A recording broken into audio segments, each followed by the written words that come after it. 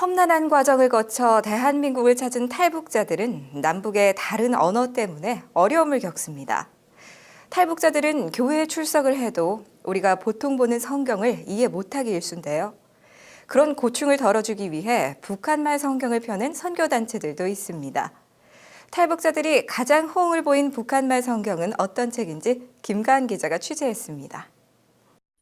서울 USA 선교회가 얼마 전 펴낸 남북 대조 성경, 모퉁이돌 선교회의 새누리 성경, 그리고 김현식 전 김형직 사범대학 교수가 번역한 영어 평양말 대역 성경이 그동안 탈북자들을 위해 출간된 성경들입니다.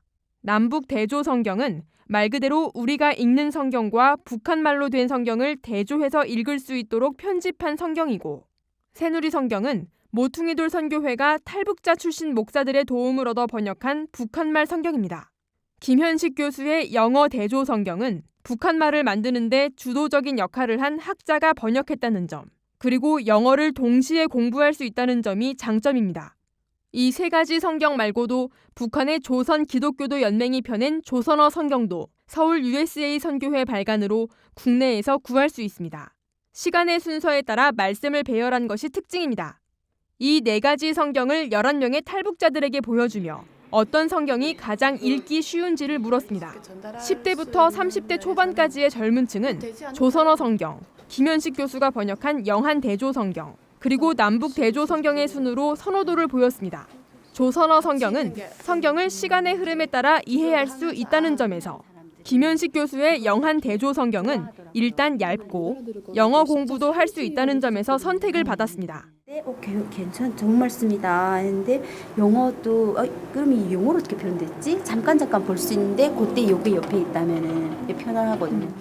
젊은 탈북자들은 스마트폰으로 말씀을 많이 읽는다며 성경 어플에도 북한말 버전 성경을 실어줄 것을 건의하기도 했습니다. 30대 이후 중장년층에서는 남북 대조 성경과 조선어 성경의 선호도가 엇비슷했습니다.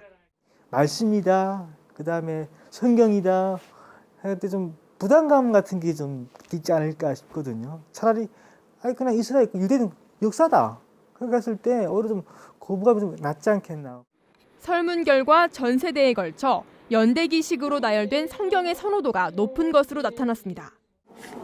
원래 모든 게 다 이야기식으로 돼 있어야 이게 문맥성 맞는데 이렇게 요한복음, 마태복음 막 이렇게 있으면 막 똑같은 말 또 나오고 똑같은 말 또 나와서 너무 지루하거든요.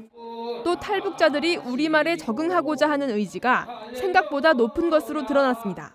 탈북한 지 1년이 채 안 된 한 성도는 몇몇 외래어 외에는 기존 성경을 이해하기가 어렵지 않았다며 남한에 적응하려면 성경을 이해하려는 노력도 필요하다고 생각한다고 말했습니다. 솔직히 원본이 보면서 호기심도 많이 나고 그다음 배우려는 의욕도 높아져요.